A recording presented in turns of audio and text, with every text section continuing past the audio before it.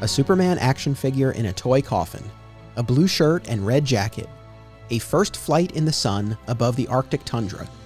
These are some of the moments that define my Superman fandom. Together on this podcast, we journey across time and media to examine, discover, and reconsider the creative visions that have shaped the Man of Steel. Welcome to Digging for Kryptonite, a Superman fan journey. I am your host, Anthony Desiato. Joining me to discuss the black and white edition of ZACK SNYDER'S Justice League is returning guest and real-life Lobo cosplayer, Justin De Voe. I'm so excited. I've been looking forward to it. Like months ago, you were like, you want to do Justice League Gray? I'm like, fucking do I? What are you kidding? Of course, man. It's always good to see you, dude. I love your intro because like I said, I'm on that other show and it's just like, dude, you want to start now? And it's never any good. And then I come on here, I'm like, I better have my P's and Q's ready, man. That's awesome, man. No, I love what you do. And I appreciate you and your podcasting pals having me on your show, Shenanigans. We did that a few months ago now, but it was a ton of fun. Where can people check out that show if they want to give it a listen? If you just go to like your regular subscriber and just put in Shenanigans, it'll come up. Or Rob runs the @Shenanigans fan page on Instagram. It's fun if you like, foul-mouthed dad jokes. And sometimes we have moms on, and then we have prestigious guests like yourself on, and it kind of like brings us some class. And then when you're gone, we're right back in the gutter. So it's pretty cool, man. It's pretty cool. You get some ups and downs. No, it was a lot of fun, and I appreciate you having me on, and I appreciate you coming back here. You were on months and months ago for our holiday-themed Final Night episode. Yeah, that was fun. It was fun to talk about that, but I wanted to bring you back, and I thought this would be a great fit. I did a 2.5-hour episode on ZACK SNYDER''s Justice League right after it came out with Ken Marion. I know, I listened like immediately, which by the way, like your guests are so like you've had serious like grand slam people from the industry and shit. Like it's so cool to get like words from them and then words from like Sean, like, so people like I've seen art wise and writing wise, and then dudes I'm like, oh, I know his comic book store. But like Ken Marion is like, he's stunning. Like he shouldn't even be in like homeboy should be like a model somewhere. Like it's almost offensive that he's into the median and he looks that good. Like that dude, I'm like, all right, man, you're a fucking good looking dude. That's pretty cool. He listened, so you just said it to him basically, and I'm sure he'll enjoy that. Dude, I've always enjoyed homeboy's work. I never knew what he looked like, and I'm like that with a lot of like artists and writers and shit like that. Like I know the name, and then when I see him, like that's what you fucking look like. Like I met Ken Rocafort when I was dressed up as Lobo. I was like, I had no idea what you look like. It's not one of the things that I check. I just never check what people look like. And Ken got on, and I was like, oh, you like Backstreet Boy cute? Like I get it. All right, I see what you're doing. No, man, he's a good dude. He's a great guest too. He's a really good guest. Yeah, well, thank you on behalf of the guests. Thank you for the kind words. Yeah, everyone, yourself included. I mean, everyone has been so awesome coming on the show and coming prepared, and like everyone's ready to have a good time. It's like I bring my own level of enthusiasm to it, and even if the guests weren't quite there, when we're talking Superman, it's like we'll make it work one way or the other. Of course. But to have that from the guest, I mean, really is just so awesome. Yeah. So I'm glad to have you here. So yeah, I did that other episode on ZACK SNYDER'S Justice League, but again, that was months ago, right after it came out, and I figured like, yeah, it would be cool to kind of come back to it a few months later. And the black and white edition was the perfect opportunity to sort of revisit this. Yeah. So here we are. And it's great because when I was listening to the first one, I knew we were going to do this one. And I'm like yelling. You guys can't fucking hear me. I'm yelling at like the radio because I was like, oh my God, me too. Like I'm driving. I must have looked like a psychopath, dude. It was such a good show, dude. So like I couldn't wait to go on, like just to talk about the cut in general, but the gray aspect, because as a literature person, because I teach school, I like that it was in black and white. Like he was very specific for gray because justice is gray, right? Like the idea of justice being like perfectly balanced, like there is no black and white. Sometimes you have to make a decision sitting from the middle. So that was the first aspect when he was talking about like, this is my vision. This is how I saw it. Because he's done a ton of interviews about it. It's like, this is my vision. This is how I saw it. And this is what I want to put out there. But I understand why there's like, the color one. And after viewing both twice, I was just like, yeah, I get this from there and I get that from there. That's why I was so excited to get on, because I was like, oh, I can't wait to hear what he thinks about the different dynamic and color. Yeah, I'm really excited to compare notes. I'll be honest, as I always am on the show. When they announced the Justice's Gray edition, and it came out really very shortly after the color edition of Zack Snyder's Justice League. As much as I love Snyder, and obviously I've been a fan and I've been a defender, with respect to this gray cut, I was somewhat indifferent. I guess I sort of felt like, I don't know how much this is really for me. Mm-hmm. At the same time, I definitely appreciated that it meant a lot to him. And the fact that when he left the project, he had a rough, unfinished, there weren't the visual effects yet, this rough version of the movie in black and white. And that's how it lived on his laptop for years. Mm-hmm. And whenever he would watch it or he would show it to, the select few who got to see it, that was the version. So that piece of it did resonate with me. And I was like, you know what? Even if this isn't for me, this is how he wants it out there. Great. Yeah. And again, for purposes of the podcast, it did work for me because I was like, well, okay, like I said before, well, that gives me a new way in to talk about it again. So I went into the actual watching of it, like I said, somewhat indifferent. And I was struck by how gorgeous and how immersive this black and white edition was. I was so taken with it to the point. And it's like, not to be hyperbolic, but I really think the next time I watch it, I'd go black and white. I think that's my preferred version now. Yeah. Yeah. Well, I mean, if it's his vision and the idea is like the fairness, right? And it's his vision. It's just like, it's like a comedian, right? Like if they put out something like, this is how I want to do it. Like Bill Burr shot a special in black and white or gray or grayscale or whatever it was. And he's like, that's how I wanted to put it out. So it was like, yeah, I might, because I went in the same way you did, where I was like, I don't really fucking need this. Like I get it. Like Homeboy put it out because that's what he wanted to do. But like, do we really need it? But just like you, there were parts of it, like not so much like you, but just like you, there were certain parts I was like, that is amazing in classic black and white. And then there's other parts where I'm like, I kind of like that a little bit in color. And that's when I came up with the Snyder's list. And I was like, I know it's a corny idea, but I wanted to throw it past you because I was like, so, all right, so I'm watching it. First of all, Amazon's in any fucking color. I was just like, dude, I can watch that part. Like they're just the strength and the pickup from like the black and white was almost better than the color. So I was like, that's awesome. There was parts of Steppenwolf's armor, though, that in the black and white, it didn't look like it lived as much. Like it looked almost like the parts were kind of like flicking up and down instead of that full movement like they did in color. So I was like, all right, well, there's some parts that weren't there and parts that were there. But what I wanted to throw at you, because I know your fans are like really like involved in shit like that. And I know they like give you shit sometimes, which I think is fucking hilarious, but they do it out of the good nature. I came up with the Snyder's list thing because I was like, what if, and I know it's kind of corny, but what if like most of it was black and white, right? But then a la Schindler's List, you had certain things that stand out with a splash of color. So like the I-beams or whatever, red, right? Like the lightning or whatever. I was like, you know what? Like little dabs in, like I thought that would have been pretty cool. Like, fucking Cyborg's eye or her lasso at some points. Like I thought that would have been kind of a dope way to experiment with it. But like, I don't know, like would that have killed the full black and white classic for you? Like, where do you stand on that? Oh, that's such a good question. And it's funny because you can hear the haters out there already being like, well, we don't need yet a third version of this. But well, look, they can say that on the computer. I'm going to New York in September. They can come and say it to me, or they can bitch behind a computer. Because anybody who's brave enough to fucking bang keyboard commando, you should be able to come to me. My name is Justin De Voe. I live, and I'll tell you where I live. You could PM me. You could give me all your problems, and then I'll meet you in person, and we'll see how fucking brave you are then. Go for it. I don't care. There you go. I love it.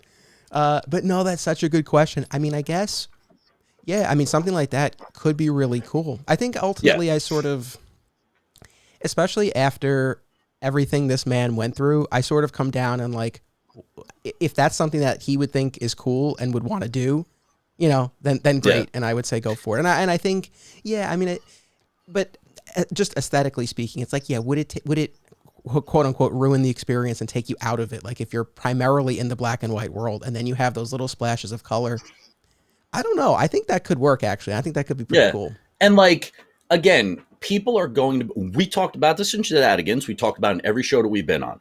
People are going to find something to fucking complain about. It doesn't matter what it is. And the people who give the wide swathing of like, this all sucks. No, it doesn't, dude. Nothing that you've ever seen just sucks completely. There was one part of everything that you're like, okay, that kind of like Fantastic Four, the newest one. I was like, this movie's dog shit. But I like the way that Ben Grimm looked. I was like, okay, that's a saving grace. Everything else was dog shit. But like, you can't just be like everything. Dude, that's troll shit. Like, you can't, like, that never exists like that. And I'm not saying send them in, make a third one. If they do, who the fuck is it anyone's business? So don't watch it. It's kind of like if there's a song you don't like, you skip past it. Don't like spend your day going, I can't wait to fucking, like, dude, settle down, relax. Because if they did make a third one and you don't want to watch it with those little color splashes in, which I think would be pretty cool and pretty dynamic, like especially at the end where the Flash is running around, like just the streaks were red. Like I thought that would be kind of cool. And it's like, if you don't want to watch it, don't fucking, it's the same thing with the Snyder Cut in general. If you didn't want to watch it, don't fucking watch it. But don't bitch at somebody who wants to watch it. Because then, like I said, call them up, meet them out for coffee, and see how tough you are. Like, because then that to me is just like, you're just trying to like flex nuts. And like, that's not fair, dude. Like, let people just enjoy shit. Like, I don't understand like that. Like, come out with 15 versions. Watch one. Who gives a shit? Like, it doesn't even matter.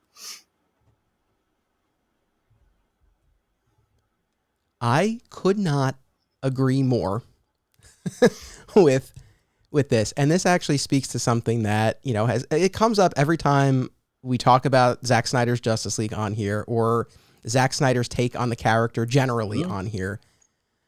And I guess it's part of the conversation. I guess maybe it has to be, but.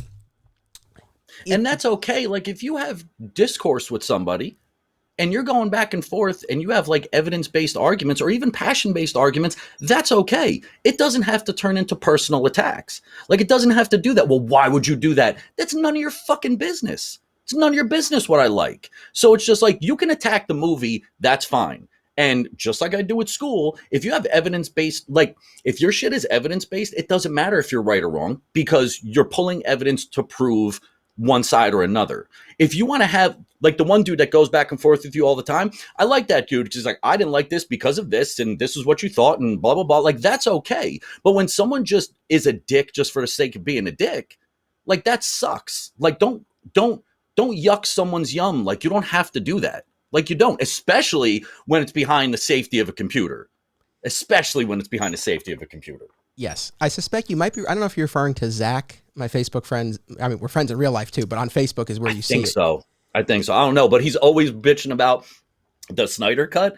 But I like dude's insight, and he's never like, Anthony, you suck. He's always just like, well, I didn't like this about this, but like, at least he keeps it civil. Yes. And to his credit, he does. And, you know, and I do think it's important, you know, you're not always going to agree with everyone. It is important to be able to at least understand the other position and make a reasoned argument, and maybe at a certain point be comfortable to say like, okay, we see this differently. We can still be friends. And I've seen you guys do that. And I've seen you guys do that a couple times. And one of the things, because I'm teaching summer school now, and one of the things we're going over is hot and cold criticism. And I tell them all the time, you're not attacking the person. You're saying, I would fix this. I would not fix that. And if you want to fix it, fix it. If you don't, don't. But like that's got to be okay. But like I said, since people were okay with hiding behind, you know, like being shitty, I'm not even talking about having a difference of opinion. When people were okay with like making fake Facebook accounts and Instagram accounts and like literally just ruining someone's day, like that's bullshit, man. Just let people enjoy stuff. I just don't get it. Like, I really enjoyed this because the one thing that we didn't get a chance to talk about, which you talked about when you were on with V Ken, was now the movie made sense. The Whedon cut just didn't fucking make sense. I was like, why is, like, what the fuck? All right. So one of the things I wanted to point out in the gray version, also in the other one, he goes to try and get the mother box from the Amazons, right? Their whole thing was, we're going to shut a bunch of stone doors. And it's like, who gives a fuck? He's Steppenwolf, dude. It, like, he's going through that fucking stone door. But the one thing that they cut out of the Whedon cut, but kept in this one, after that, it plunged into the what? Like, they had like this secondary thing. Like, why that? Why are you taking that out? Like, because, oh, it's a stone wall? Who gives a shit? Like, the guy just, like, barrel rolls through just about everything. Like, why wouldn't you, like, why would that part? I don't know, man. I don't know. But that's one of the things I was yelling at the radio when when you guys were talking. You know, I've sort of given up trying to make any sense out of Justice League because it really defies art and reason. And, you know, the line between what he thought was a good idea and what the studio mandated, I don't know exactly where all of that falls. I know that they had that 2-hour runtime that they had to keep it to, but I mean, there's so much stuff where, you know, or even, you know, if Snyder had an alternate version of something, it's like, why do you think we wouldn't wanted this instead?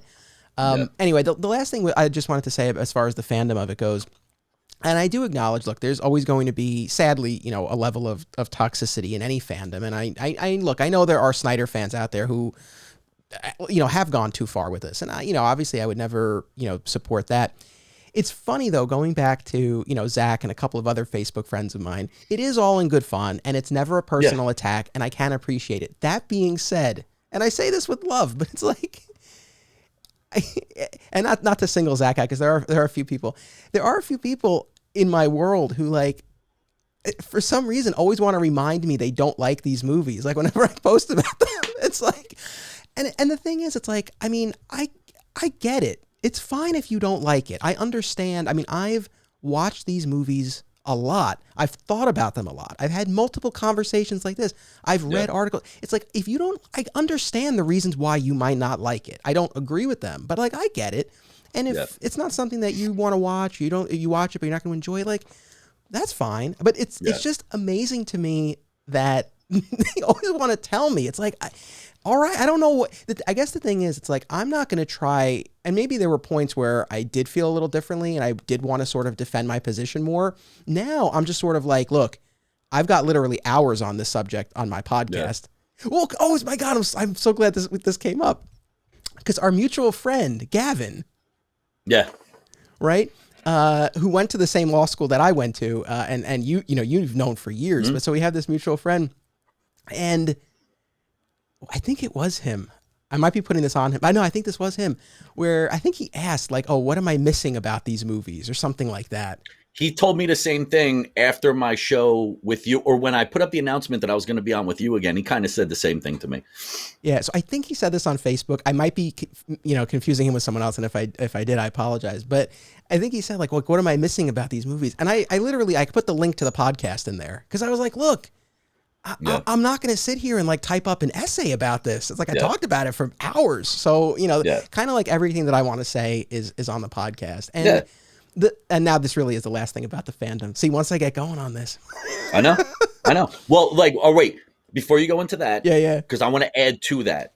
When my freshmen walk in the door, I won't even let them, 13 and 14-year-olds, get away with saying that sucks with nothing else. So it's upsetting that like 30, 40, 50-year-old, whoever the fuck, guys, girls, I don't care, can just under something be like, this sucks. Like that's your flag? Because if that's where you're going to plant your shit, I'm going to look right over your stuff because you got no substance. Like you didn't add anything to the conversation. You added nothing. You added nothing of value outside of watch what I'm going to do. Like, and you know what? I hope you felt better about yourself afterwards because that's all you did. You literally poisoned like a little drop of an ocean and then eventually it just dissipated and no one gave a fuck about you or your stupid opinion.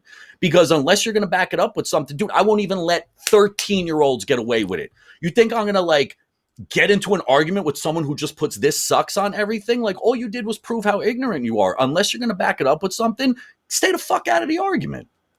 Yeah, and look, in all fairness, like our friend Gavin, he doesn't fall into that category, but if I'm not mistaken, he did say that he had not watched Batman v Superman. I think he had only right. And so it's one of those things where, again, I love the guy, but like, if you haven't watched the movie, I mean, I feel like that at least is a baseline of like, okay, like if you really kind of want to go back and forth about this, you at least have to, have consumed a the schema material. of, of course.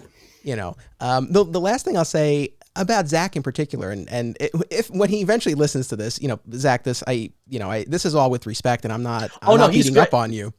Dude, it's like I said, I would never say something about somebody that I would not say in person. I already said I love the back and forths you guys had because at least when he does something, he's like, I'm just saying this because of whatever, because I like to get you riled up. That's respectable because dude does come up with some really good stuff. So no, it's got nothing to do with him. It's more like the this sucks people or fuck Snyder. Like, why? Like the dude? Like, what do you have with the dude just because he did something you don't like? Like, the fuck out of here, man. It just seems, I don't know. It seems childish, dude. Yeah. No, I get what you're saying. But it's funny. I bring up Zach because there is this idea that he has expressed in numerous ways over the years. And the heart of it seems to be like you, meaning me. Like, you're such a big Superman fan. You love the character. Like, how could you like these movies? Like, what do you see in these movies? And I guess the thing, I've kind of just gotten to this point where I'm like, okay, so I am such a big Superman fan. Don't you think there must be something of value here, right, that I like, that I respond to, that I think is worthwhile in these movies? It's just, I don't know. I feel like that argument of like, you're such a big Superman fan, how could you like these movies? I feel like that backfires because it's like, yeah, I am such a big Superman fan, so there must be something good about them. Right. And if there's nothing, or if there's something that you're like, I don't really like that. You've said that on umpteen fucking shows before. You've said it in side conversations we had. You're like, I don't really like that incarnation, but I did like this. So like, you might not have liked something in completion, but you're like, oh, but that part was really cool. And I'm the same way when we get into the Man of Tomorrow conversation. There's like right now, like the Lobo incarnation, and you know me, there's certain aspects of it that I can't fucking stand, but we'll table that for later. Yeah, so you and I are doing an episode of the Patreon exclusive Digging Deeper podcast, and we're going to talk about the Superman Man of Tomorrow animated movie from 2020, and that'll be a lot of fun. And Lobo played a big role, and I know he's a favorite character of yours, so that'll be great. I guess ultimately, when we talk about the debates surrounding Snyder and his take on Superman in particular, but the DC universe as a whole, I guess what sort of irks me is, I've really come to appreciate, especially over the course of doing this podcast and taking a long view of the character, I've come to appreciate that there are different ways to interpret Superman that still maintain the core of who he is. Yeah. And I guess what frustrates me is, like, when we're talking about Snyder, I'm not saying this is the only way that you can validly present the character. I would never say that. Yet, I feel like for the real detractors of his work, there seems to be this feeling of like, it's not a valid take on the character. And that's what really gets me. It's like, if it doesn't work for you, that's fine. But I really disagree. When people really get into this, like, he just doesn't get the character, he's not heroic. Yeah. It's like, oh my God, are we watching the same movies? It drives me nuts. Yeah. That's the piece of it that I do find a little bit frustrating. Right. Well, that's why when people get into like the who would win fight, like, I think we've had this conversation before, especially based on like, well, how do you like this incarnation? There's been thousands of writers that have touched all of these characters. You're never going to like all of them. You're never going to agree with all of them. You're going to be like, I really didn't like the way he wrote that. But like, okay, like I always say, you want to write a Superman book, get your fucking ideas together, write one up, call up fucking DC. Because you're never going to like everything. Like so many people have been like, you know what? I kind of want to take Superman in this direction. And it's like, okay, if you don't like it, be like, you know what? I really didn't dig it, but I'm not going to tell the writer that his fucking mom should die, which is some of the shit that you see on like Instagram and stuff like that. Like, if you don't like it, you just don't like it, but you read it. So now for future arguments, you have that schema to be like, when so-and-so wrote this book, he did this and I really wasn't into it, but it kind of set me up for this future thing. When people just cut shit off like directly at the legs, I feel like they're not gearing themselves up for future arguments where they could use that information, especially to people who I've also seen been like, I'd never watch that fucking movie. Well, then you ain't got the right to talk about the fucking movie. Like, if you're not at least giving it a shot. So many people are like, I'm not sitting through a 4-hour Justice League movie. Okay, well then guess what? From here on in, you're not allowed to say shit. Besides, you didn't want to watch it because you didn't want to waste 4 hours. That's it. You're not allowed to talk about the movie. You're not allowed to talk about what was in the movie. You're not allowed to be like, well, I read on the internet. No, no, no, no, no. Unless you fucking saw it, you just pushed yourself right out of the argument. I don't want to hear shit. Yeah, I mean, now I don't disagree with that. I guess by the same token, because I did get to the point, and I think I did say this on Facebook, probably to Zach, or maybe I just said it generally, like, you know, especially when this was coming out and there were people sort of, you know, bemoaning its existence. And it's like, yeah, so, I mean, I agree with you. It's like, if you want to have an opinion on it, I do think you should check it out for yourself. At the same time, like, if it's so antithetical to like the way you see these characters and it's so offensive to you and you just hate the idea of it, it's like, you don't have to, because I'm also not a fan of people like hate watching it, like watching it just solely for the purpose of bashing it. As soon as you finish, I'm going to touch on that. Go ahead. Oh, because now I'm oof. Yeah, go ahead. I mean, that's basically the gist of it. Where, and because I did say, like, I mean, and I think Zach like is an example. And the thing is, it's like didn't and wouldn't say to Zach like, you have to watch this movie. It's like, you've seen, like, because here's the thing with Zach. He did watch Man of Steel. He did watch Batman v Superman. He's been very clear, like, he doesn't like the way the characters are portrayed in the Snyderverse. And so he's somebody who I think it's, you know, I would and I think did say to him, like, all right, like, these just probably aren't for you. Like, it's okay. You don't have to watch it. Yeah. It's kind of like, and the point that I wanted to make to piggyback on yours is like, you can't start a movie already with hate and venom for it. You can't, because then you're not going to like it. You're not going to like it. Like, look, I don't like, what the fuck is his name? Pete Davidson. I don't like him. I don't think he's funny. Like, he was on a roast. And the reason, because I'm always about evidence, right? The reason why I didn't really dig him, he was on a roast. And on a roast, you rip into everybody, and it's a big comedy show. Someone was ripping into him, and he got, like, all fucking bent out of shape about it. Like, especially for a comedian, like, that was kind of like, I don't know, it just rubbed me the wrong way. He's in a new Suicide Squad flick. I'm not going to be like, I'm not watching that fucking movie because that I'm not, dude, if he plays a good character, he plays a good character. It doesn't matter if I don't like the actor, the comedian, how he deals with stuff. But if you go in immediately seething with hatred, you're going to shit the whole bed, the whole thing. And then when you do like something, you're not going to admit it because you're an egotistical asshole and you're not going to say that you did anything wrong. And that's what happens when you go into something hating it automatically. Now, Counterpoint, and this is the lawyer in me, someone listening to this might be like, well, like for me in particular, because they know what a fan I am of the Snyder stuff. Like, well, you went into, you know, Zack Snyder's Justice League wanting to like it, right? So there might be stuff you overlook.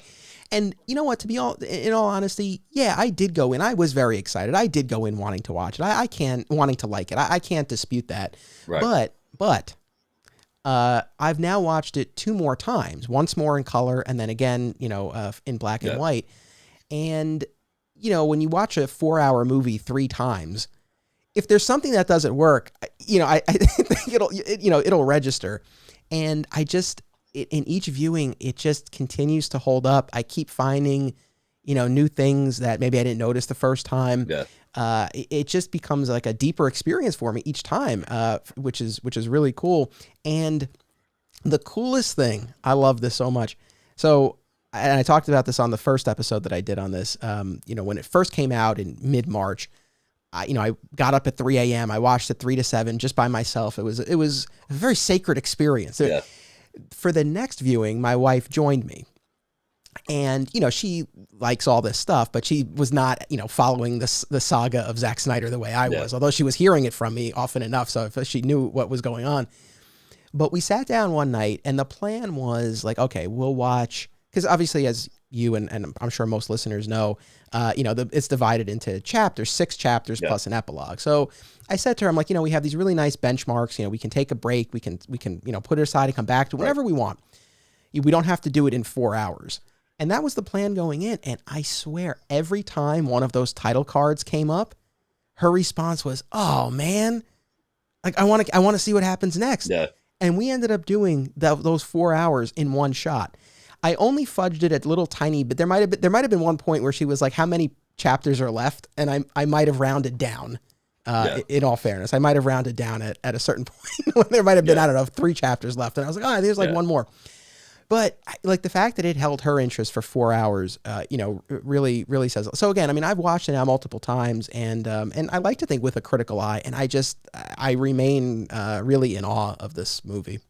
Yeah, and like I don't think going into something with love equates to going into it with hate. Like, I don't, because nobody on the planet has ever got mad at being like, you know what, I didn't really like it, but you know what, you do you. I'm glad you liked it. No one's ever got mad about that. Nobody. So when you go in with positivity, the worst that can happen is be like, you know what, I'm glad you liked it, but I didn't really like it. We're just not going to see eye to eye. You want to go get a drink? That's it. When you go into something with hate, you're automatically wound the fuck up to start a fight with somebody. So I understand your point. I just don't think it works the same way. You know what? I'm going to now argue against myself, because as you were saying that, I was like, you know what?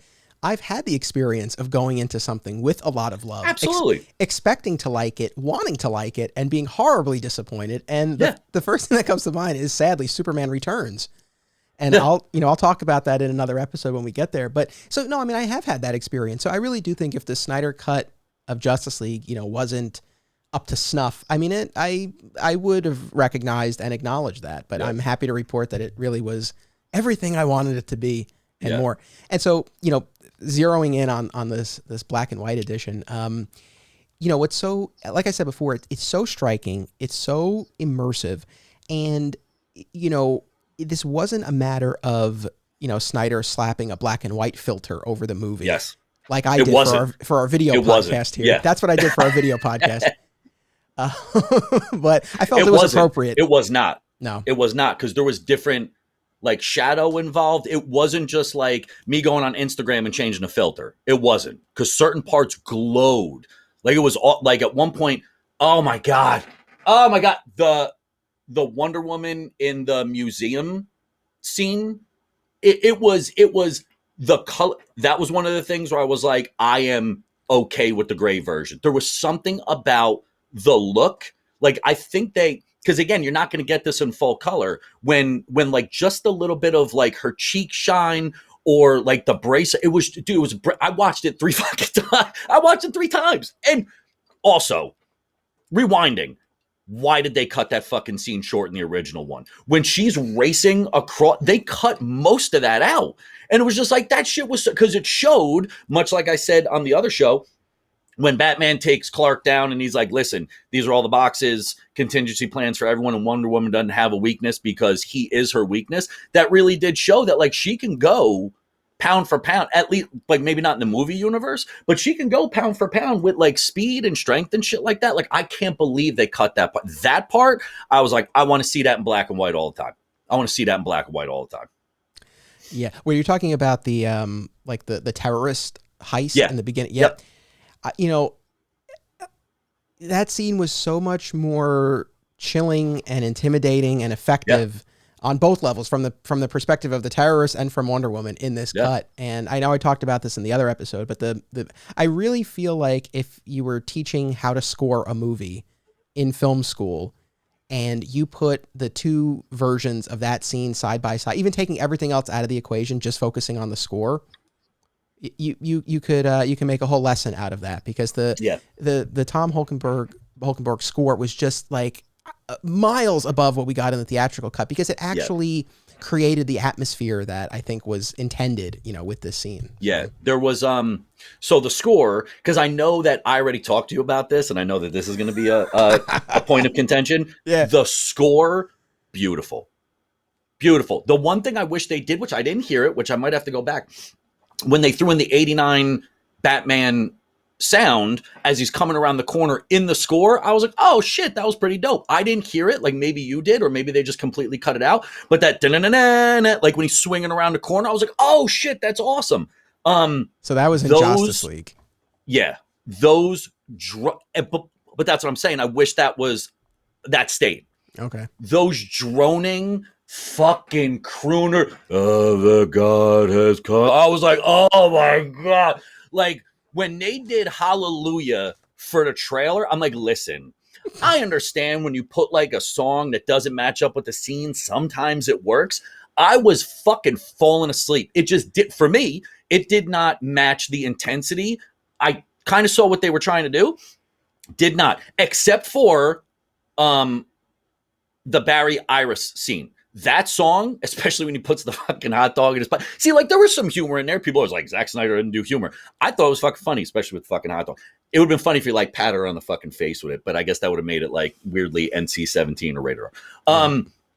That song, because of what they become, I said that shit was beautiful. But when Lois goes to the monument, I was like, what the fuck is this song? And it wasn't even a whole, it was like the same line repeated 40 times. At some points I was like, what the fuck is going on? Like, it didn't match like her emotion.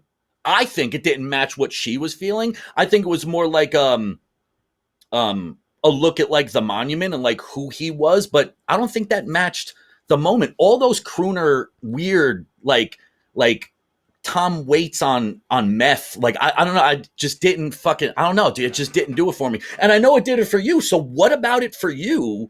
Because I'm not talking about the score. Mm-hmm. I'm talking about those like injections of like, I was like, oh my God, what the hell is this? I want a fourth version with those taken out. Take that, haters. Yeah, well, we're keeping a running list of the different cuts of this that we want. There's gonna be 50 by the time we're done. It's funny because, you know, the score, the Tom Holkenberg, aka Junkie XL score, was definitely something that I was really dialed into the first time I watched Zack Snyder's Justice League. And that was really what I was focusing on. And I definitely clocked that there were a few, I mean, really like less than a handful of instances where there was an actual song, not part of the score. It didn't, I don't know, I guess I didn't have such a strong feeling about it that first time, but then you and I messaged about it, and I know, you know, you expressed how you felt, and so then in the subsequent viewings, I paid closer attention to it, and I don't know, I like it. It worked for me. I will say, I mean, there's the song, so it's Nick Cave and the who I love. Who, by the way, that was gonna be my follow-up point. When Nick Cave and Warren Ellis get together, I will listen to. When I go to, because I'm a LARP nerd, when I drive up there, it is literally all Nick Cave, Warren Ellis stuff. That's why when I saw that, I was like, you gotta be fucking kidding. It just didn't. And again, love him, did not like that at all. Didn't think it matched up. Not saying the song wasn't good. The song in those scenes, like when Arthur's walking out into the reef, that original, that dum, I was like, yeah, like he's getting ramped up. The one they played, I was like, the fuck am I, like, is the soundtrack off? So when it was Nick Cave, I was like, wow, like that. But again, it's okay if I love him and didn't like something that he did. I just didn't like the way that matched up. You know, it's funny because so the song that they play of his when Arthur's walking, you know, into the water, you know, there is a kingdom, right? And I won't sing it, but it's like, there is a kingdom, there is a king. I mean, it's very. Oh no, now you have to fucking sing it. The thing is, it's like it was definitely on the nose. I mean, it wasn't a subtle song. So was choice. The Monument song, right? Because it was about God, like the God will come or whatever. I was like, guy, I get it. Like I'm licentiate. I could figure it out. Like, you don't have to. You just put the score there. I don't need the fucking words for it.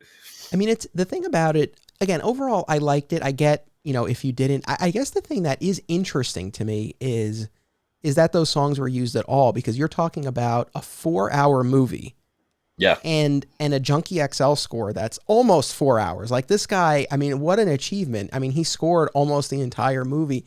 So It is kind of interesting to have really those 3 instances. And then we do get another cover of Hallelujah that plays during the credits. And that was in honor of his daughter and, you know, and all of that. Understandable. I love that. Perfect. During the movie, though, you just get those 2 Nick Cave songs and then the song when Barry is saving Iris. So yeah, that I would, and maybe they've talked about this in interviews. I would be curious to know why they decided to break from the score for those specific scenes. Yeah. But I don't know. I guess I liked the effect. I don't know. It definitely gave those scenes a different feel. You know, it definitely felt, you know, I don't know, slower, more soulful. I don't know. It worked for me, but it definitely was an interesting choice. Yes, it does, but I don't think it fit that movie in those moments. I think if you would have plugged it into somewhere else, I would have been like, wow, that song really matched it up. I just didn't think they matched up at all. Fair enough. All right, let's take a quick commercial break, and then we will pick this right back up. We'll be right back. If you enjoy this show, please make sure you subscribe, rate, and review.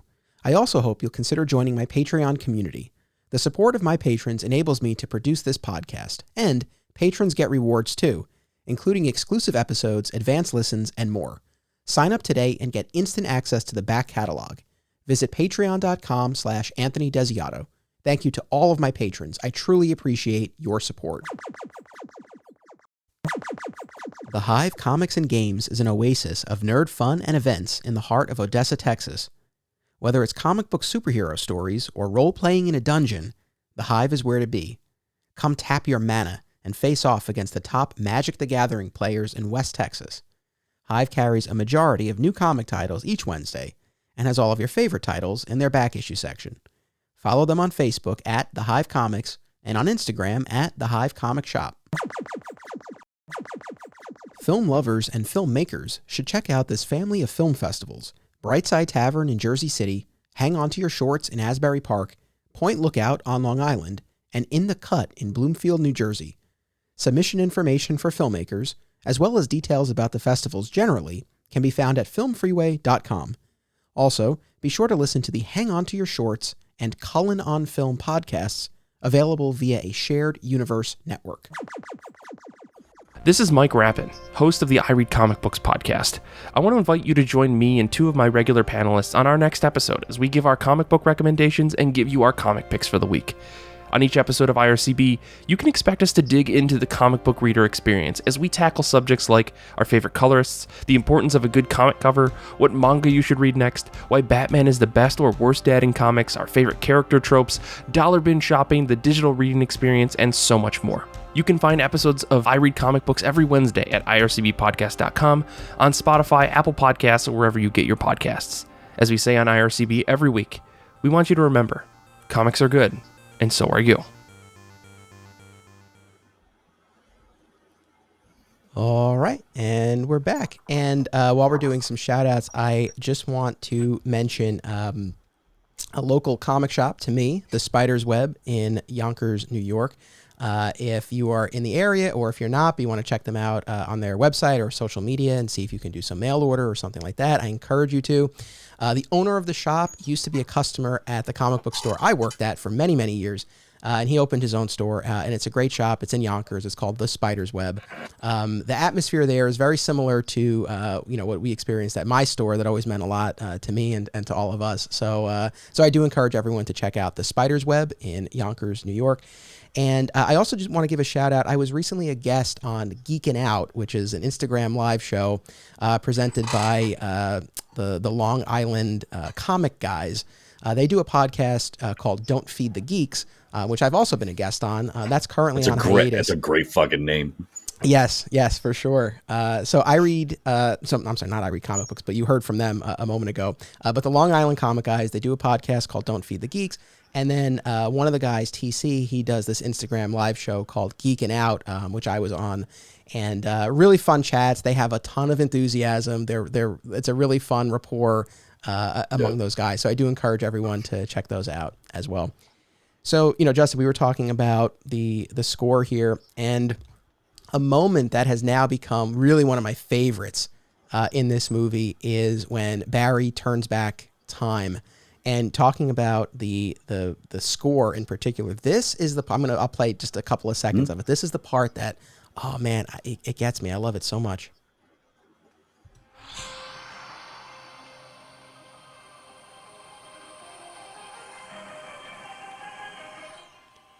Hopefully you and people were able to hear that. Yeah.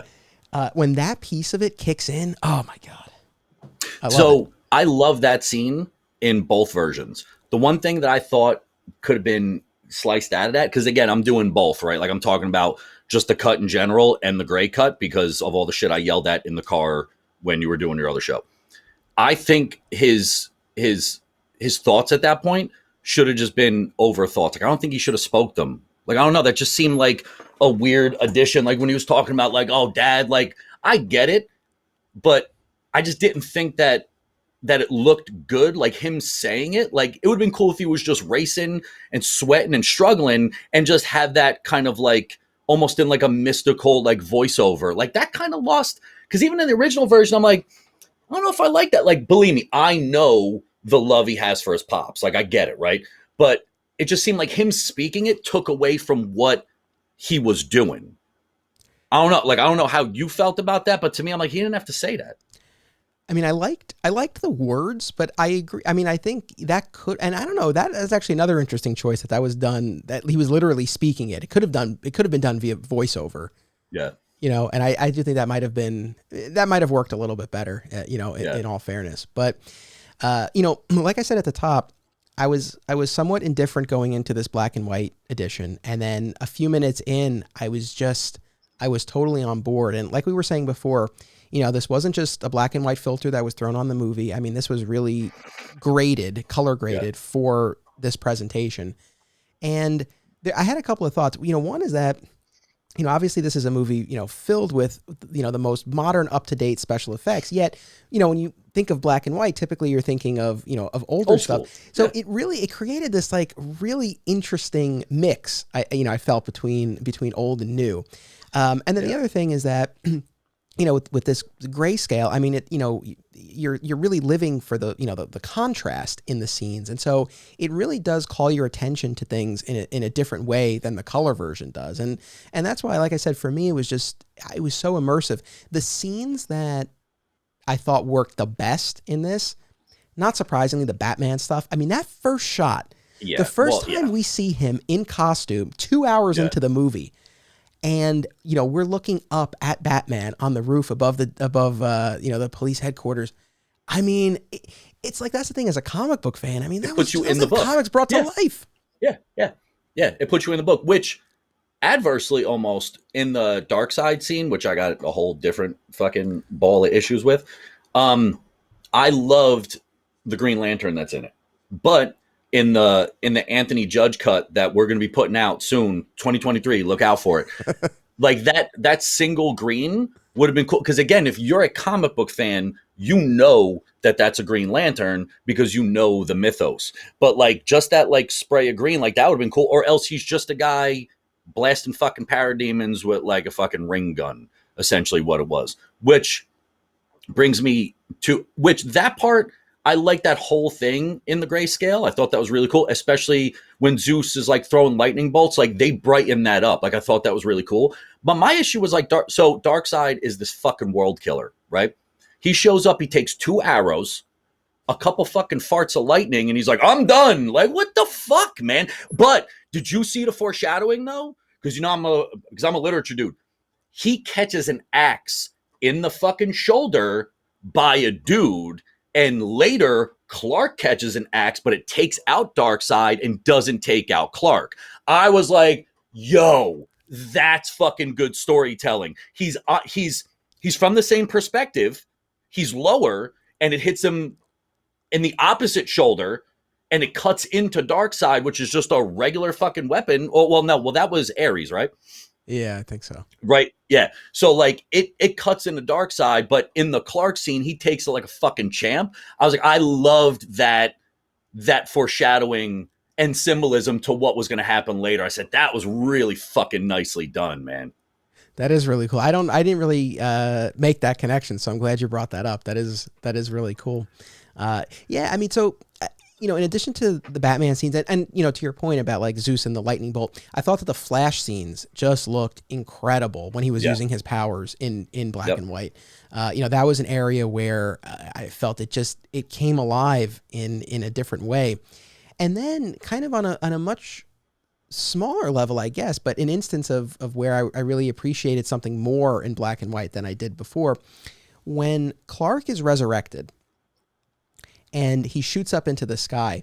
It's the choices are really interesting because, you know, we don't see him, you know, we see him in the opening seconds of the movie as we get the end of Batman v Superman, you know, again. Yeah. The yell sonic boom thing. Yeah, exactly. You know, and then we see, of course, that yell as it reaches the mother boxes and everything. But, you know, after that, we don't see him. And then right before the resurrection, you know, we get that flash forward where we see him succumbing to anti-life and all of that. But as far as, you know, Clark in the present, you know, he's taken out of the coffin, but we don't see him, right? He's out of focus in the background. And then after the actual resurrection, he shoots up into the sky, but we see him from Lois's perspective. And I guess in the color version, that faraway shot from Lois's point of view, that faraway shot to Clark just floating in the sky, I didn't dislike it, but it didn't really grab me all that much. But in black and white, just that stark contrast of that solitary figure floating up there, it was so cool. I loved it. And like her going to the monument in the grayscale, look, it was so much more touching. And just from storytelling point of view, we didn't get that in the original, right? Like we didn't get that in the Justice League cut. She was a backup, which I guess is a nod to Batman, the fact that he always has a contingency plan for a contingency plan. But like the part that was left out, like, no, she showed up every fucking day, dude, just to be there and just to be around him. So when she was called in, I was like, okay, so that means that she knew that they were going to do it, right? Which is like, would she even want that to be done? So when, and you know, the whole fucking, you won't let me live. You won't, I was just like, what? That didn't, like, to me, I was just like, that's bullshit. Like, I'm glad they got rid of that. But her showing up in that black and white in like a monument, like in a mourning sense, fucking amazing, dude. Fucking amazing. Even with like the overcast sky in the color version, I was like, yeah, that's cool. But dude, it was so much more stunning in that fucking black and white, man. I agree. And I'm really glad you brought that up because yes, in Justice League, I did appreciate that, you know, Batman had the forethought to bring Lois in because he knew she would likely be able to, you know, bring Clark to his senses if that needed to be done. So that did speak to Batman, but I much prefer the way this played out here. And so much more. So much more.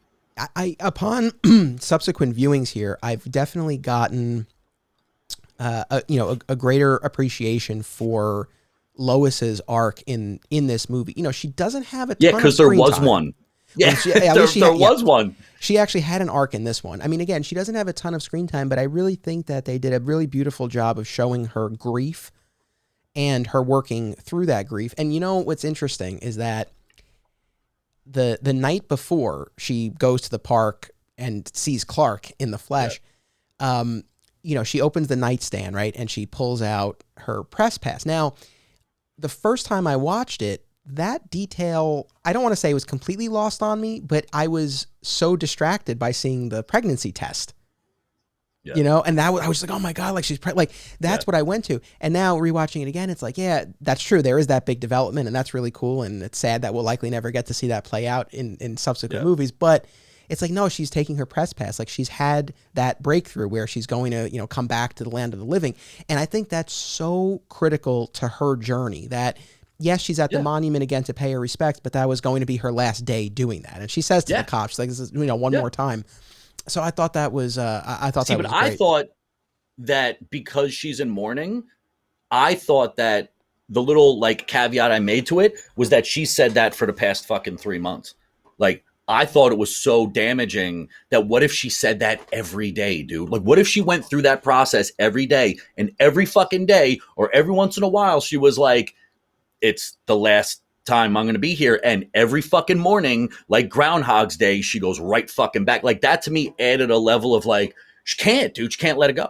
She can't let it go. And then when John Jones shows up, like just her just the apartment in general, just like the disheveled nature of what, like she's that, her part in it was so much more full than just fucking, she shows up to monument, he carries her off, he's like, I'm happy to see you, fucking here's your mom. Like, it's just, it's just like, and then the whole cyborg thing, which I know was a big fucking slog and shit, people had a problem with that. They lifted all his shit out, dude. They lifted all his shit out. And I do like how they played how he interacts with machines, where it's like a whole different scene and he's moving stuff around. But I was like, why only give her $100,000? You have access to everything. You just fucking create money. Like, why only $100,000? Give her some more fucking money. Yeah, but like the Lois torture, because to me, like that's what I created in my head. That like, yeah, she did say this is the last time, but in my head, I'm like, she's probably said this 1,000 fucking times before.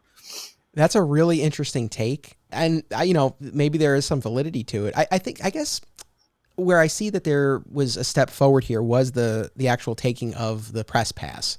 Right, because she's, you know, been on leave from the planet, so the fact that like she at least took that step, coupled with Martian Manhunter in the form of Martha, having that heart to heart with her. I felt like she's moved forward. I mean, again, what you're saying is really interesting. And if we're being honest, I mean, that's probably what you're describing is probably an even more realistic depiction of grief. A more lowest take almost. Like, yeah, I know she's all business, but the only thing that she's not really all business for, or at least has a struggle for, is her love for Clark and her fucking job, dude. Because they've gone about that in the comics all the fucking time. She's like, I can't do that. Like, this is my job.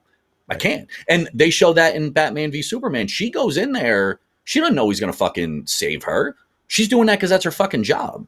So they show the independence of how she is in the comic. And I think puts in those little things that she's having a real fucking hard time with it. But like I said, you see it more, even more so in the black and white version, because it's just fucking heartbreaking, dude. Like, that movie is just a roller coaster of emotion, which is what it fucking should be, and not just like a fucking stamp of like 2 hours to be like, the fuck did I just watch?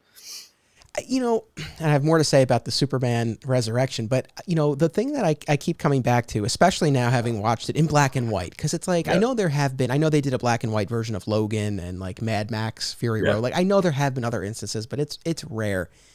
And it just taking this movie as a whole, the fact that it went through, that Snyder as the director and that the movie itself went through the journey they did, the fact that we got this 4-hour version, the fact that we got this black and white edition, and just the way the story was told and the level of depth that we got with the characters. I mean, it's just, I feel like it was just this singular event.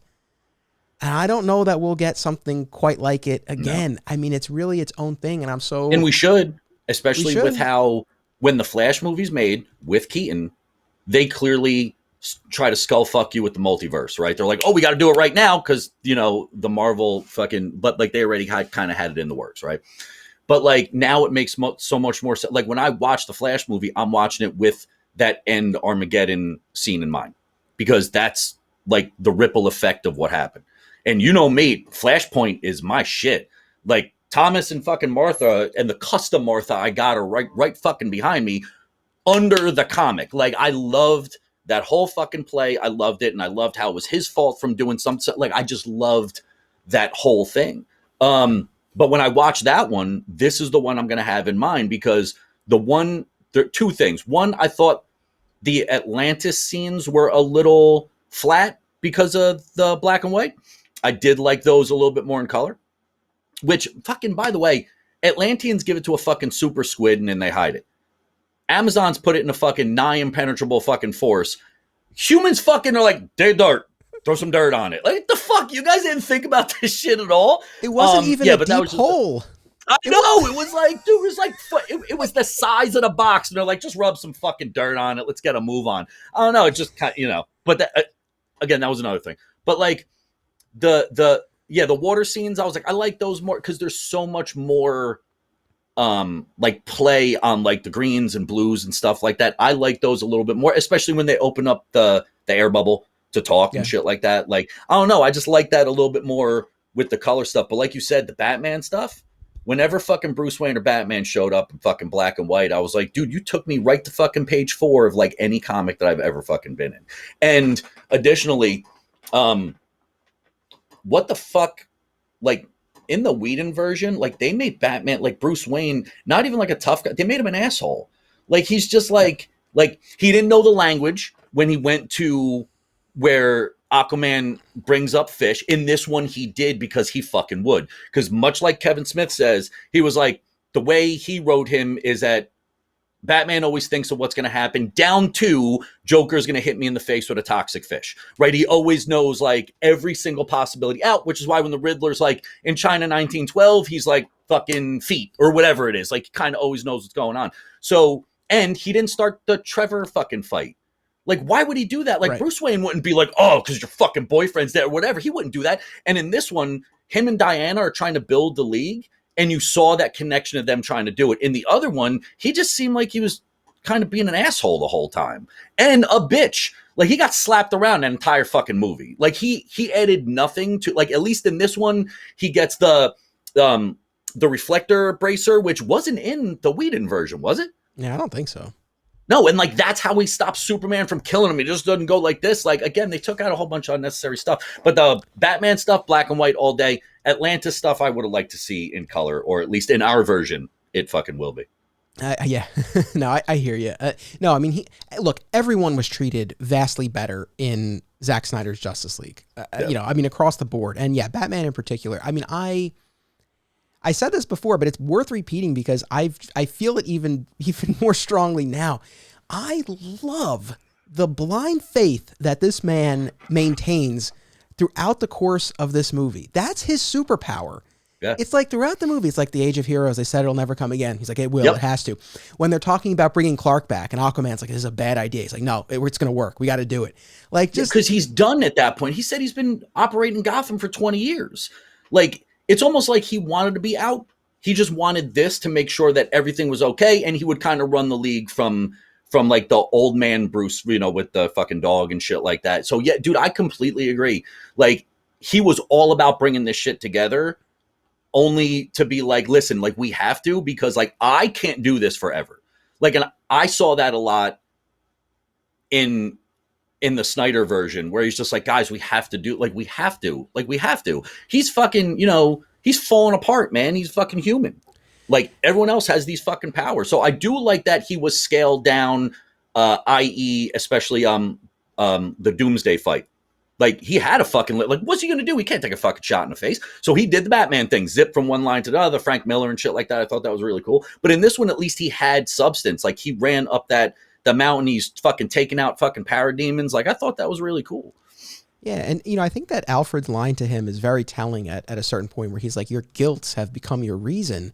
Alfred, that is Alfred. Yeah. Forget every other Alfred you've ever seen outside of the Gotham version, the show. Yeah, I thought he was pretty cool because it actually showed cool, like a military background. But Jeremy Irons, right? That's the actor. That's Alfred all fucking day. That's Alfred all day, especially when Superman shows up in the black suit. And he's like, oh my god. But like the look on his face when he actually shows up, and he was like, they're waiting for you, and you might be too late, but there's still like that idea of like hesitance because you don't know what the fuck is going to happen. He's so fucking good, dude. And in black and white, I think that made that better. But I want to ask you something.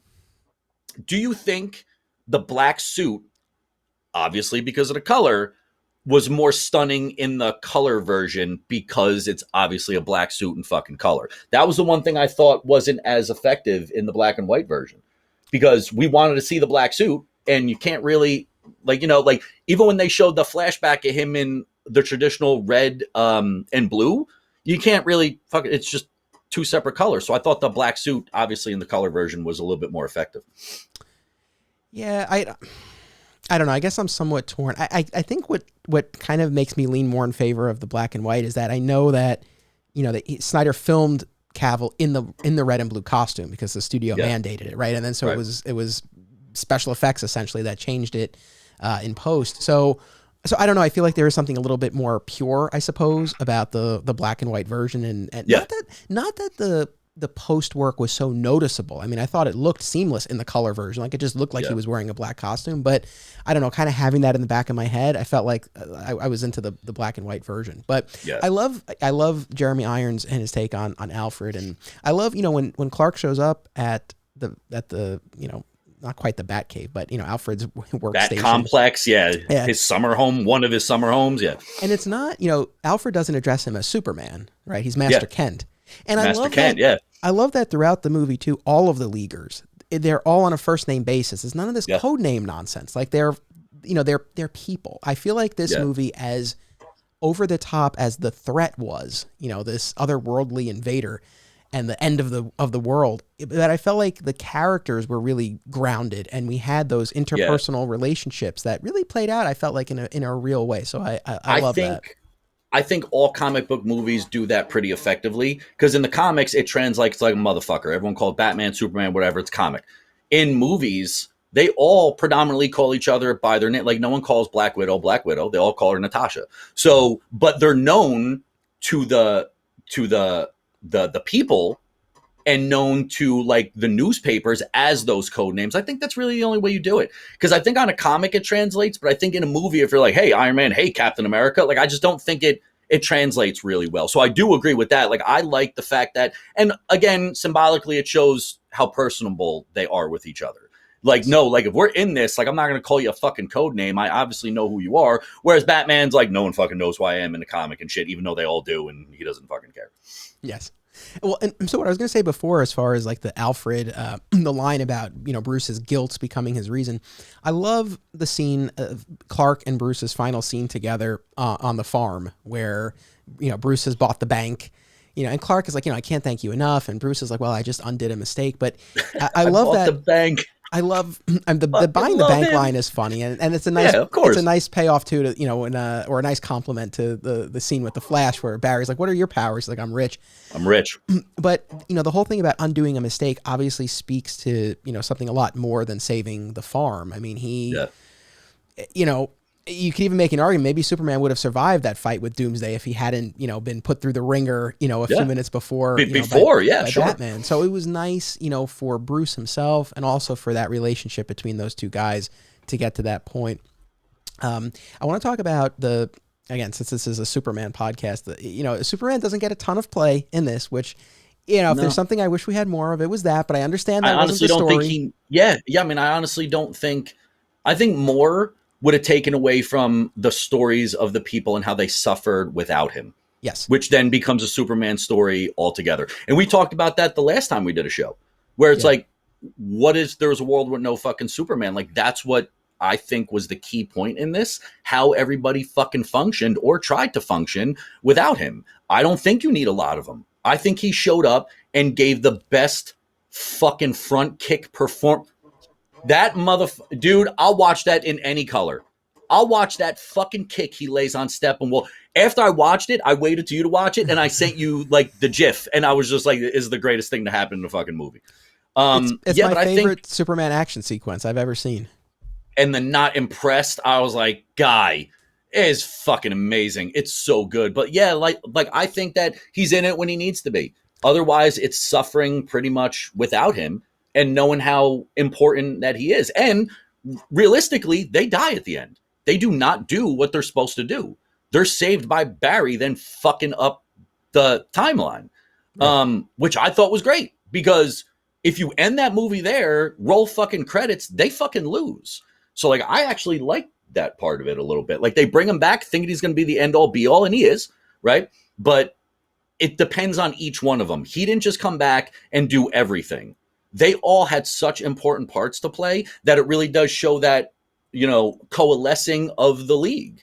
Like, they all wanted him back, but they couldn't have did all that shit with just him. And I love that part because you get that in a lot of superhero movies where it's like, well, and that's what we're going to talk about when we get into the Lobo/Hulk thing, which I'll explain when we get there. But yeah, I mean, I like the fact that he wasn't there for most of it. Yeah. I mean, again, like, I think what it comes down to is I really wish we had gotten a Man of Steel sequel, you know, but no, I think for purposes of a Justice League movie, I think this worked very well because you feel his presence by his absence, right? And you see the way him not being there has an effect on everyone. And, you know, the scene in, you know, the Bruce's hangar when, you know, they're standing around and they're talking about what the mother box can do.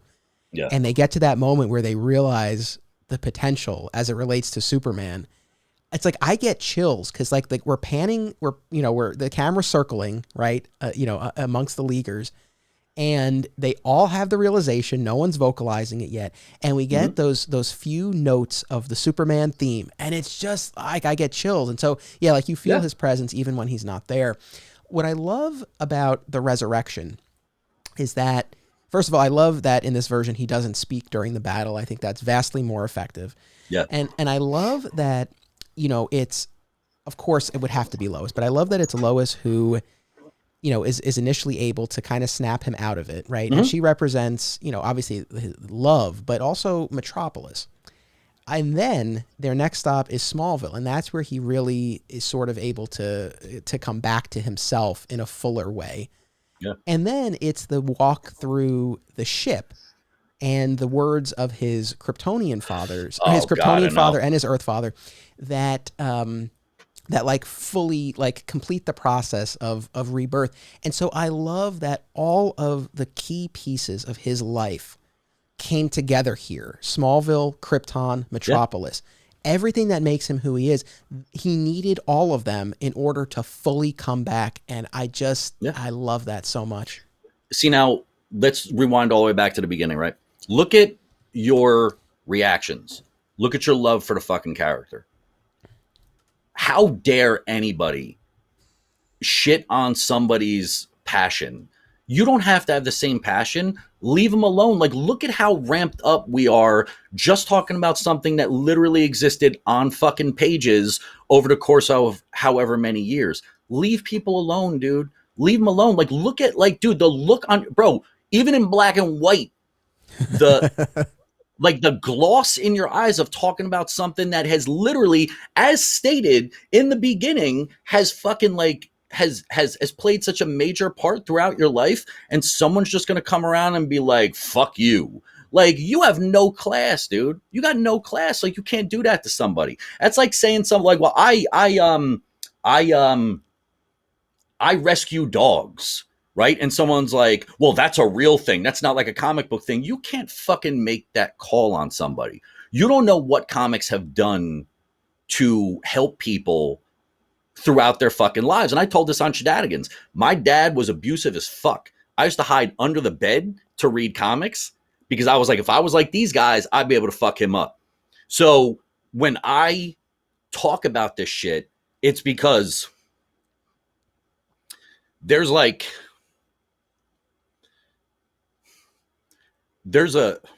fuck. No, it's okay, man. Oh yeah, I'll get through it. I promise. It's okay. It's all right. All right. There's a kid who still hides.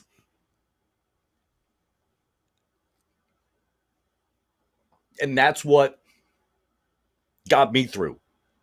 So, I don't know, whatever. No, you're good. No, you're good. No, I so appreciate, what you're sharing and the emotion and that comes through. And, that's really my problem with people, dude, because you don't know what that thing that they're passionate about, whether it's sports or whatever, like, you don't know what that's done to save them, to literally save their lives.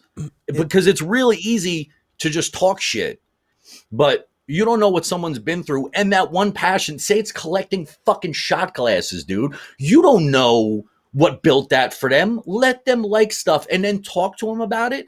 And then their energy, because I'm like that with my friend Joe. So my friend Joe is a car genius. I know nothing about cars. I know how to put gas in my car. Barely, right? But when he talks about something that he's passionate about, I'm like, I have no fucking idea what you're talking about, but this is the greatest conversation you've ever had.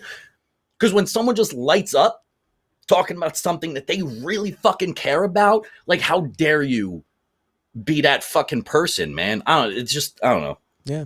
No, it's deep, dude.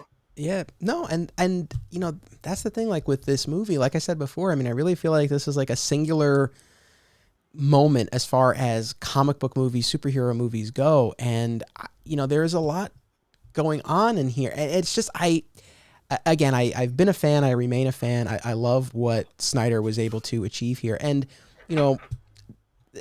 we're talking about, like, mental health, right? And looming over this whole movie was the reason why Snyder stepped away from the project in the first place. The death of his daughter, and the movie is dedicated to her, and we have that cover of Hallelujah at the end. And there's also when Barry and Bruce drive off. Did you notice the billboard that was for like suicide prevention? It says, "You are not alone." And kind of on that note, we talked about Cyborg, and his arc was completely gutted in the theatrical cut and thankfully restored here. And you really see where he was coming from and what he was struggling with and tension with his father. And I wanted to ask you, because I know, you've just shared so much, and I know, you've talked about, mental health in the past. And I know you've been public about it. But, Cyborg, that final exchange when Cyborg is inside the Unity, right? And they're, they're trying to tear him apart, and they're like, you're a broken boy. Yeah. You don't have to be alone. And he says, I'm not broken and I am not alone. And I was curious, like, for you in particular, like what a scene like that meant. Well, that largely takes it from a superhero movie to, they're people too. And we get that. And we talked about that with Clark, right? Like, he's got all these human fucking aspects, dude. Dude can at one point during the New 52, he went in for a test and they're like, technically you can bench press the entire earth 3 times easily. And it's just like, he's got all this shit, but will always go to Lois. Or one of my favorite things, especially because it has to do with suicide, is the iconic scene of him floating when the girl's on the roof through day, afternoon, and night. He didn't move. Stayed there. He's like, I won't even say anything. I won't even say anything. Yeah. And it just it brings a level of like, if superheroes were real, sure, they can like, take out fucking aliens and stuff like that and they keep you safe. But they can also do shit like that because they understand, whether because they're transformed, come from another planet, like they get it. And it's just like, there's a sketch that someone did. I don't even know what the sketch is, but it's a little girl looking up at Batman. And there's a thought bubble that says, I wish you were real. Like, to a lot of people, that's what it is, man. And I was one of them. No, I mean, and then when he fixes the tape, oh, you want to talk about fucking tears, dude? When he crunches the fucking tape because he didn't want to hear from his dad, and then they fucking play it at the end, I was like, yo, like, it's just like, because then it's not just a superhero movie anymore. It's not. It's a humanistic fucking story about how people suffer. That whole movie, from start to finish, was all about with Barry and his dad, with Steppenwolf trying to fuck with Diana, being like, you let your sisters die. Like, the whole fucking thing was an emotional kind of like redemption for everybody. Everybody in that story had some sort of pain that they were going through, and it did not take a superpower to get over it. It was all about what they needed to do, i.e. fixing a tape. Yeah. Or going to visit your mom. Well, that's the thing. I mean, ultimately, this was a story of orphans in one way, shape, or form. And what I love that the bit with the tape recorder, that was very impactful. And, that epilogue is called A Father Twice Over, right? And it takes its name from, Silas's speech. But, this theme of fathers in particular, but parents generally, like, really plays out across the movie, but especially in that epilogue. You see it over and over, right? So, Clark on the farm, Bruce congratulating him on becoming a father, right? We have that. Of course, Cyborg hearing the words of his father, Barry visiting his father, and now their dynamic has evolved and Barry's moving forward in his life. Yeah. Aquaman's decided to go visit his father, and then that'll lead into, the Aquaman movie. Diana's looking at Themyscira, where she came from, her origins. You just see this play out. Bruce goes to his father's house, the blown out, burnt out father's house, and he's going to rebuild it, and that's going to be the Justice League headquarters. So it just works so well. There's so much stuff going on, and I love that. And again, and I know I said this in like every episode now, but like, especially as a father, there's so much about this stuff that resonates with me now in a different way. Yep. And like we were talking before about Barry and that exchange that he repeats when he's turning back time. Like, it just, it really gets me. And Barry knows full well he can vibrate at a frequency that he can go right through that fucking glass, take his dad, and leave. Yeah. But he respects his dad enough not to do it, and his dad knows that he won't. He's like, you can't do that. You can't fucking do it. Like, you got to go and do what you got to do. Anybody in the fucking league can be like, he's got like, I know it's switching genres, but in the Falcon Winter Soldier show, when U.S. Agent shows up and he's like, I freed you, like, that's how easy it would be. He's fucking Superman. Like, what are you going to do? Tell him no? You fucking do whatever he wants. So I love that, because your dad didn't do it. And your dad's like, you can't, like, this, you can't help. With all your power, you can't help. And that goes back to the emotional, like, they go through shit too. Like, they can do all these wonderful things and they still go through shit too. Yeah. I'll share. I do get a bit misty-eyed at a few scenes in the movie. A lot of Lois's sequences and the scene with Martha, that really, quote unquote Martha. I don't like Martha. That was Martian Manhunter. I think it really should have played me too. Yeah, as Martha, but it is what it is. But that scene gets me. But of course, most of these are Superman related. But this is so small, and I don't know why. That's your thing, dude. It's my thing. That's but your thing, when they go back to the farm, and then we cut back to them, and Lois looks out the window, and Clark's just in the field. Mm-hmm. something about it really gets me. I guess the love of Smallville and the role that it plays in his life. And he's just out there. Like, this is where he comes from, right? Not originally, but this is what made him. And he's a man of the earth. And I loved him out in that field. And even though we don't see him having a flashback with Jonathan and Martha or something like that, you have to imagine like that's what's going through his mind. And then what really this really gets me and it's less than a minute long, but that walk through the ship and the words of Jonathan and Jor-El. And the thing that I love, it's to hear the words that we heard in Man of Steel echoed again were great. But the fact that at the end of the scene, we have new dialogue from them, was just put it over the top and just really felt like we were propelling the character forward. Yeah. And so that really resonates a lot with me. And the scene with Barry when he's turning back time and especially in the black and white, between the black and white, the music that I played that little clip of before, the speech to his dad, and like literally as he's like outrunning Annihilation, and it's like you see the ground like forming beneath his feet as he's going back. It's those were scenes that really stood out. And again, the same people that rag on people like you and me, like comic book nerds or whatever, are the same people that when their fucking sports team loses a game, they're fucking crying in the stands. So there's no fucking, like, that's what I'm saying. Don't do that to people. Just don't do it to people, because you don't know what that's doing for them. So like all those little, like, and again, it wasn't just action a mile a minute. We knew that. How many action scenes were in the fucking Snyder Cut? 3? Like, there wasn't a lot of or new action scenes. There was one new action, maybe an extended action scene. But other than that, it was a fucking story, dude.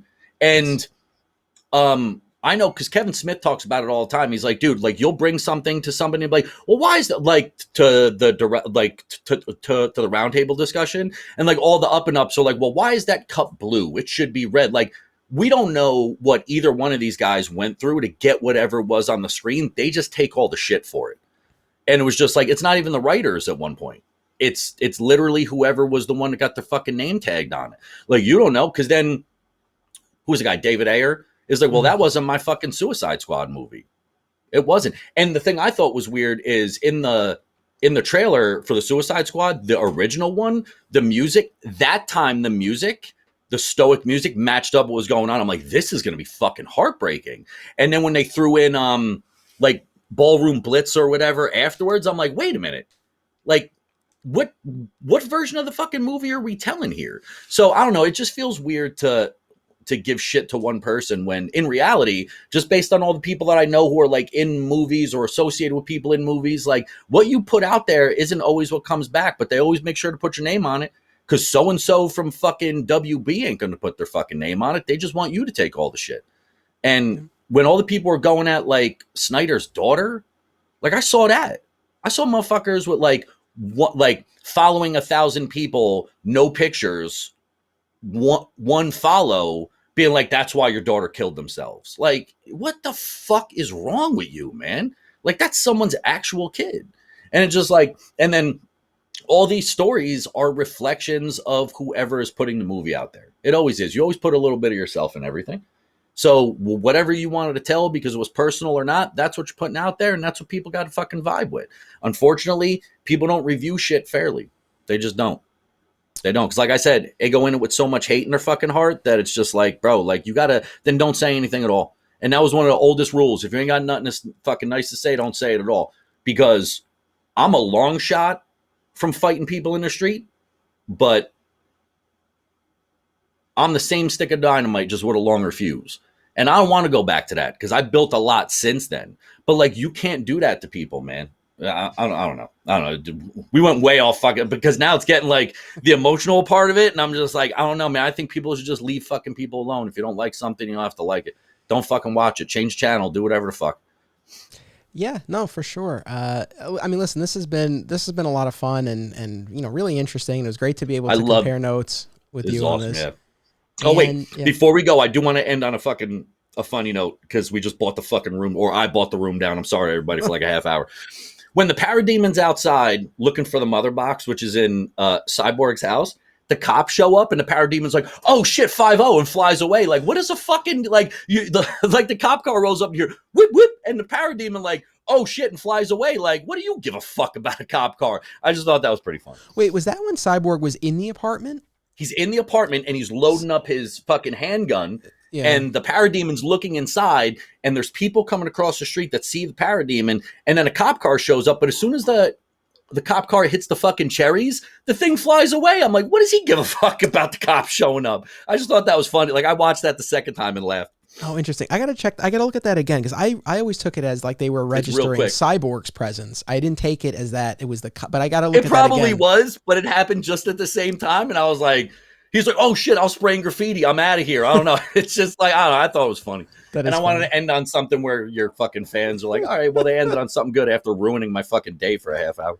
No, because I think, I think what and I appreciate you sharing what you did. And I think that, even if people haven't had the exact same experience, I'm sure there's some who have, or even if they didn't. That's all it is, dude. Something that they can kind of identify with. And I appreciate you sharing that. And I think it also speaks to, what this movie was about and what it was able to do. And it's, again, I don't know that I'll devote another full episode to it in the near future, but the